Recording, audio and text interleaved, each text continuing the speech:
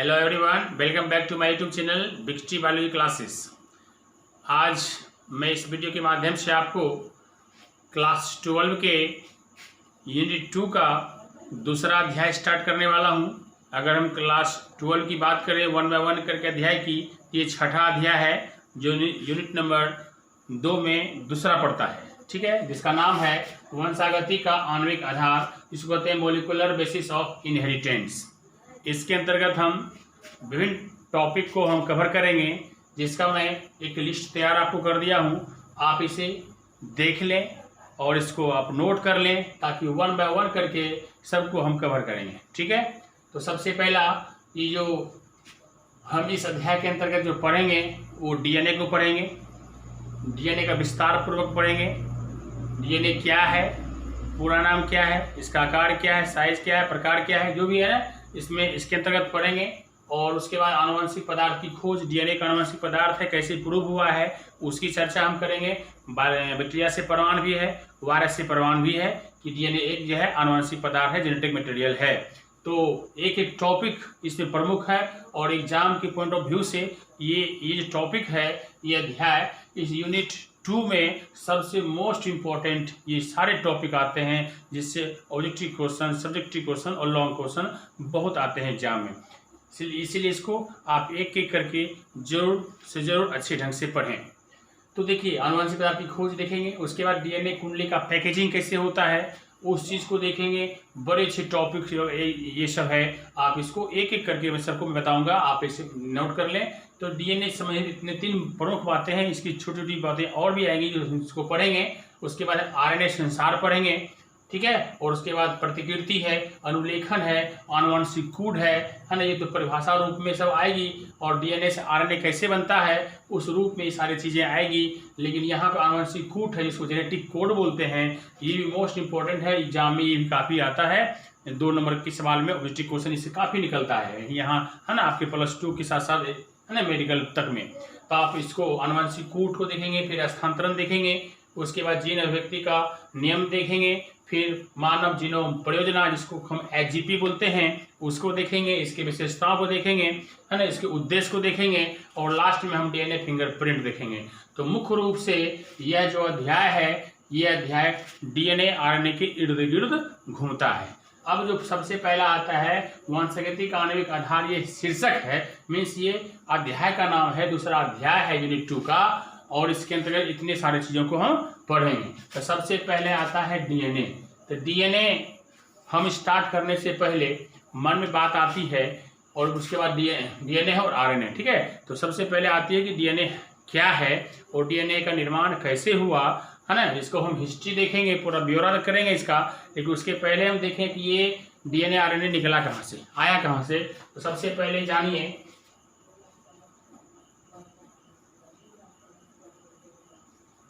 ये मान लीजिए सेल है, ठीक है, एक सेल है, मान लीजिए एक सेल है, और सेल के अंतर्गत क्या होता है, न्यूक्लियस होता है। क्या होता है, एक न्यूक्लियस पाया जाता है बीच में, सेंटर में, है ना, इसको बोलते हैं न्यूक्लियस।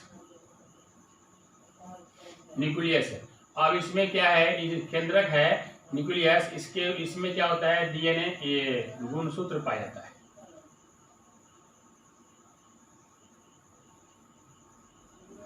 ये गुणसूत्र है, और गुणसूत्र के ऊपर जो है ये डीएनए आरएनए है, सब पाया जाता है, ठीक है। तो ये तो बाद में मालूम चला, हम बात कर रहे शुरुआती में। ये जो है, चूंकि जितने भी डीएनए आरएनए खासकर गुणसूत्र है, गुणसूत्र कहाँ पाया जाता है, ये न्यूक्लियस के अंदर पाया था, उसके ऊपर ये डीएनए रहता है, ठीक है। तो जानकारी नहीं थी कि ये डीएनए है क्या है, आरएनए पता नहीं था। तो शुरुआती दौर में क्या हुआ, चूंकि ये सेल है, सेल के अंदर न्यूक्लियस है, और न्यूक्लियस के अंदर पाए जाने के कारण इसका जो पहले नाम था ना, न्यूक्लियन नाम था, ठीक है, न्यूक्लियन रख दिया था, ठीक है। चूंकि ये जो है ना केंद्रक के न्यूक्लियस के अंदर होता था, इसीलिए डीएनए का आरएनए का जो भी है, इसका पहले नाम जो था ना न्यूक्लियन था, न्यूक्लियन रखा। और न्यूक्लियन से जो है न्यूक्लिक एसिड जो है, न्यूक्लिक एसिड के रूप में काम करता है, ठीक है। अब चूंकि न्यूक्लिक एसिड, अब यहाँ बात करें न्यूक्लिक एसिड, न्यूक्लिक एसिड जो है आगे जब विस्तार शुरू करते हैं ये होता है दो प्रकार का, एक होता है डीएनए, एक होता है आरएनए।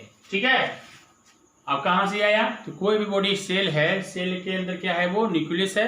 तो प्रोकैरियोटिक सेल, यूकैरियोटिक सेल होता है। तो प्रोकैरियोटिक सेल में जो होता है उसमें केंद्रक जो है न्यूक्लियस नहीं होता है, ये यूकैरियोटिक कोशिका में होता है। और प्रोकैरियोटिक कोशिका में ना नथिंग, हल्का हल्का रहता है लेकिन दिखाई नहीं पड़ता है और अदृश्य रहता है। तो इसमें जो है ये यूकैरियोटिक कोशिका में जो केंद्रक के अंदर पाए जाने के कारण इसको क्या न्यूक्लिक एसिड पहले इसको कहा गया, बाद में धीरे धीरे मालूम चला कि ये दो प्रकार का होता है, न्यूक्लिक एसिड ही दो प्रकार का होता है, जिसको बोलते हैं डीएनए और बोलते हैं आरएनए। ठीक है, तो ये छोटी सी कहानी आप इसमें देखें कि कोई भी सेल के न्यूक्लियस के अंदर पाए जाने के कारण इसका नाम न्यूक्लिक एसिड पड़ा।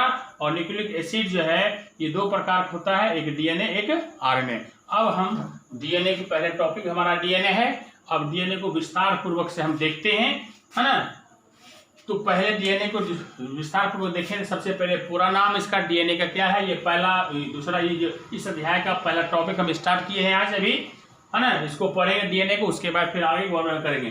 तो इसमें 10-11 टॉपिक है, तो मुख्य रूप से कम 15 दिन जरूर लगेगा इस टॉपिक, है ना, सारे इस अध्याय को कवर करने में। ठीक है, आगे देखें। तो डीएनए का पूरा नाम क्या हुआ, डीऑक्सीराइबोन्यूक्लिक एसिड पहले हुआ। ठीक है, अब ये क्या है, पूरा नाम यहाँ ब्रैकेट में लिखा हुआ है। तो डीएनए क्या है, तो डीएनए डीऑक्सीराइबोन्यूक्लियोटाइड्स का एक लंबा बहुलक है, एक लॉन्ग पॉलीमर कहलाता है डीएनए। किसका, तो डीऑक्सीराइबोन्यूक्लियोटाइड्स का। न्यूक्लियोटाइड्स क्षार होगा ना, जो आगे हम इसको खूब ज्यादा विस्तार पूर्वक से बहुत सारे चीजों को पढ़ेंगे।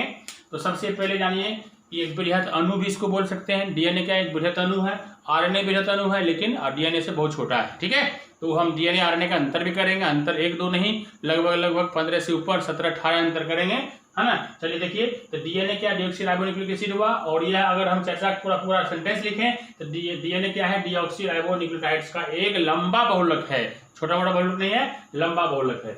और एक लाइन में आपको बता दिया डीएनए का अनुवांशिक पदार्थ भी है, हम उसकी चर्चा आगे करेंगे, ये पूरा हेडिंग के रूप में करेंगे और इसमें विशेष रूप से पढ़ेंगे उसको हम। तो चलिए अभी थोड़ा पूरा नाम हो गया और ये क्या है, एक लंबा बहुलक है, इतना जाने। अब हम थोड़ा सा और विस्तार करते हैं, तो हम इसका डीएनए का हिस्ट्री पढ़ते हैं, इतिहास पढ़ते हैं डीएनए के बारे में, तब उसके बाद आगे हम बढ़ेंगे। तो सबसे पहला जानिए, जैसे यहाँ पर न्यूक्लिक एसिड रखा गया था, देखिए वही है, फ्रेडरिक मेसर नाम था एक साइंटिस्ट का।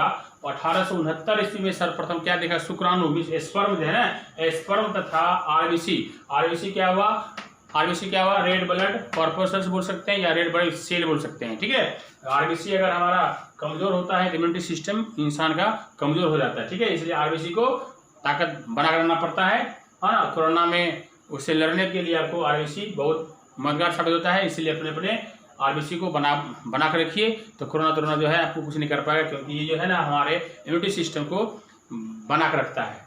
तो आप, है ना, एक तरह से हमारा ये क्या है, हमारे शरीर का बॉडीगार्ड है, और इस अपने बॉडीगार्ड को सही रखोगे तो बॉडी को कुछ नहीं होगा। ठीक है, चले अभी उसमें मैं डीप नहीं जाना चाहूंगा, चलो आगे देखते हैं। तो आरबीसी से डीएनए पुरस्कृत किया एवं इनका नाम न्यूक्लियन रख दिया। कहाँ से निकाला था, तो सर्प शुक्राणु तथा आरबीसी से डीएनए को पुरस्कृत किया गया था और उसका नाम क्या रख दिया था, वो न्यूक्लियन रख दिया।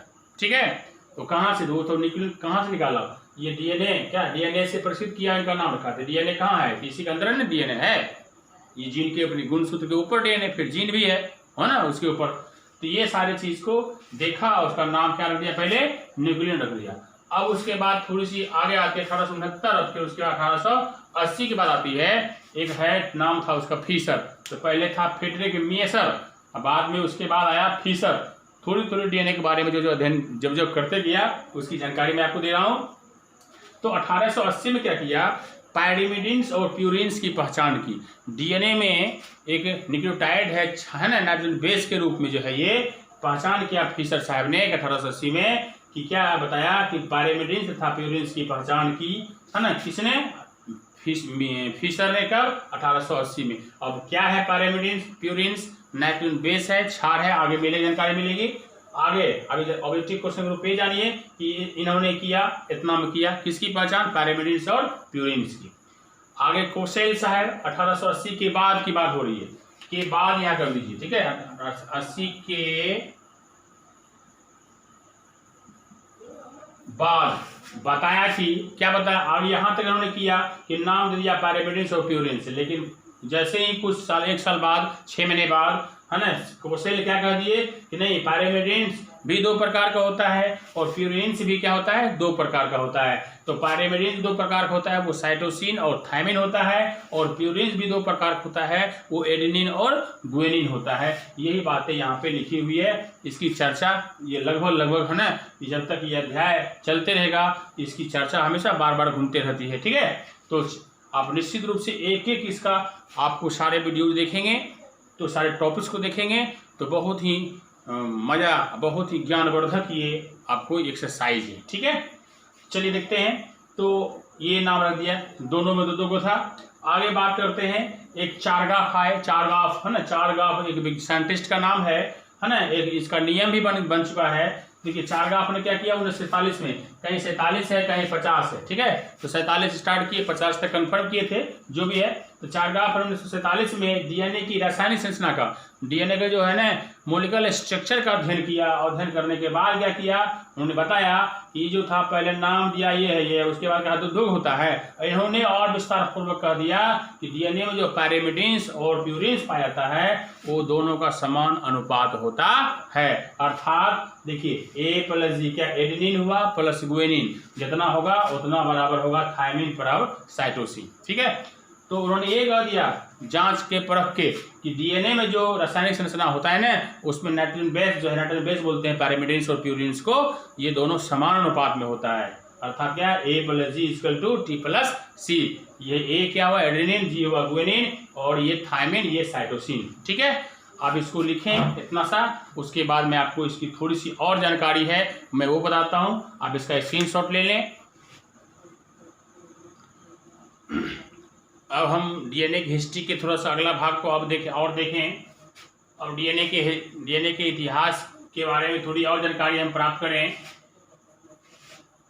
American James D Watson Crick ने डीएनए डबल हेलिक्स मॉडल दिया था, जो आगे एक लॉन्ग क्वेश्चन के रूप में पढ़ेंगे हम। तो अभी मैं चूंकि डीएनए का इतिहास बता रहा हूँ, तो डीएनए समय किन किन वैज्ञानिकों ने क्या क्या योगदान दिया, कब कब दिया, मैं उसको एक सारांश के रूप में ले रहा हूँ 1 by 1 करके। तो अमेरिकन था जेम्स डी वाटसन, शॉर्ट में वाटसन बोलते हैं, और इंग्लैंड का क्रिक साहब था। तो Watson Crick double helix model जो देने वाले थे, काफ़ी ऑब्जेक्टिव क्वेश्चन ये फेमस है। तो आगे देखिए, तो क्रिक ने 1953 में क्या किया, डीएनए को द्विकुंडलित है ना, द्विकड़ी युक्त सर्पिल रूप से कुंडित मॉडल तैयार किया, वही डबल हेलिक्स मॉडल इसको बोलते हैं। ठीक है, तैयार किया, तो इसलिए इन्हें क्या मिला, एक नोबेल पुरस्कार। इसी के लिए डीएनए डबल हेलिक्स मॉडल के लिए ही दोनों को, इंग्लैंड वाले और अमेरिकन जो साइंटिस्ट दोनों को क्या मिला, उन्हें नोबेल पुरस्कार 1962 में मिला, है ना। किसको मिला नोबेल पुरस्कार, तो जो वाटसन और क्रिक को, किसके लिए, डबल हेलिक्स मॉडल के लिए। ठीक है, चलिए एक क्वेश्चन यहाँ पे निकाल सकते हैं आप हैं। उसके बाद हमारे देश के जो खुराना साहब थे, देखिए हरगोविंद खुराना 1970 में क्या किए, अपनी ही प्रयोगशाला में एक न्यूक्लियोटाइड्स का नाम है, जिसका नाम है 77 न्यूक्लियोटाइड्स जीन का संश्लेषण किया। ठीक है, कब, तो 1970 में, एक हमारे इस देश के थे। ठीक है, इसके बारे में जानिए, क्योंकि न्यूक्लियोटाइड्स है तो वो डीएनए आरएनए से संबंधित बातें हैं। ठीक, आगे हम बात करें, ये हुआ इतिहास, डीएनए का हिस्ट्री हो गया। अब हम बातें करें कि डीएनए की आकृति कितनी होती है, आप इसको जानिए। शेप ऑफ डीएनए, तो सबसे पहले यूकैरियोटिक सेल और प्रोकैरियोटिक सेल। यूकैरियोटिक सेल जो होता है वो जैसे माइटोकॉन्ड्रिया, गोल्गी काई, लाइसोसोम, एंडोप्लाज्मिक रेटिकुलम, ये बहुत सारे हैं, सेंट्रोसोम, ये सारे हैं जो एक हुआ, ये मॉडर्न सेल हुआ, ये पुराना सेल हुआ, ये पहले वाला ये पुराना घर है, ये न्यू घर है। न्यू घर में सारे कंपार्टमेंट है ना, डाइनिंग रूम, एसी, सब हर चीज़ रहता है। इसमें एक बहुत बड़ा कमरा है, बस उसमें सीधा कोई डिजाइन नहीं है। उसको समझने के लिए कि प्रोकैरियोटिक सेल क्या होता है, यूकैरियोटिक सेल क्या होता है। ठीक है, ये 11th में आपको अच्छी तरह से डिटेल से बताया हूँ, है ना। तो जैसा मैं इसको कर दूँ इसको, तो इसमें जो है ना बहुत सारी चीज़ें क्योंकि इसमें केंद्रक पाया जाता है, है ना, और इसमें केंद्रक नहीं पाएगा। केंद्रक पाया जाएगा तो इसमें बहुत सारी चीज़ में अवेलेबल होंगे। ठीक है, तो वो कैसा होगा, सीधा और शाखान्वित और धगावट टाइप का होता है, और जो प्रोकैरियोटिक सेल होगा वह वृत्ताकार टाइप का होता है। ठीक है, तो ये हुआ आपको डीएनए की आकृति, किसमें क्या होता है, मैं जानकारी आपको दिया। अब बात करते हैं डीएनए की आकार की। साइज ऑफ डीएनए किसका क्या होता है, तो जितने भी धरती पर ऑर्गेनिज्म हैं, है ना, सबका डीएनए का साइज अलग अलग होता है। भिन्न भिन्न जंतु, भिन्न भिन्न जीव, तो भिन्न भिन्न डीएनए अणु की लंबाई। तो देखिए इसी के बारे में जो है एक डुपार्वा एवं बहर एक साइंटिस्ट थे, जिन्होंने 1968 में क्या बताया था कि मानव की दैहिक कोशिका, दैहिक कोशिका को हम सोमेटिक सेल बोलते हैं, सोमेटिक सेल, तो दैहिक कोशिका में डीएनए की मात्रा 5.6 पिकोग्राम के बराबर होता है। मीन्स किसने कहा था, डुपरभा और बहर ने 1968 में कहा था कि जो मानव का जो दैहिक बॉडी है ना, दैहिक कोशिका में सोमेटिक सेल होता है, उसको सोमेटिक सेल बोलते हैं। इसको सोमेटिक सेल में डीएनए की मात्रा जो होती है 5.6 पिकोग्राम होता है, और 1 पिकोग्राम डीएनए की लंबाई होती है 31 सेंटीमीटर के लगभग होती है। इस तरह से हम डीएनए की लंबाई अगर पूरे मापे मानव में, तो 5.6 गुना 31 करोगे तो कितना होगा, 174 के आसपास पहुंचेगा। इस तरह से हम कह सकते हैं कि मानव में डीएनए की लंबाई होती है 174 सेंटीमीटर हुआ। ठीक है, तो ये आज आपने देखा डीएनए की आकृति और डीएनए की आकार और डीएनए का इतिहास, है ना, इसको देखा आपने।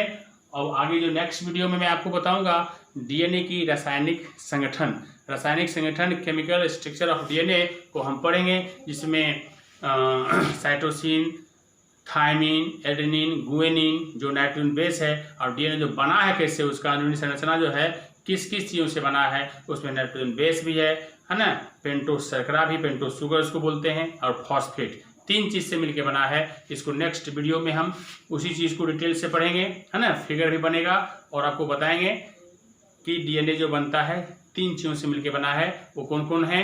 तो एक है ना पेंटोस शुगर है, उसके बाद नाइट्रोजन बेस है, उसके बाद फॉस्फेट है। ये 3 चीज़ को पढ़ेंगे हम, ठीक है, तब हमारा जो है डीएनए का रासायनिक संगठन पूरा होगा। तो उसके लिए नेक्स्ट वीडियो पे इंतजार करें, है ना। तब तक के लिए बाय बाय, गुड बाय।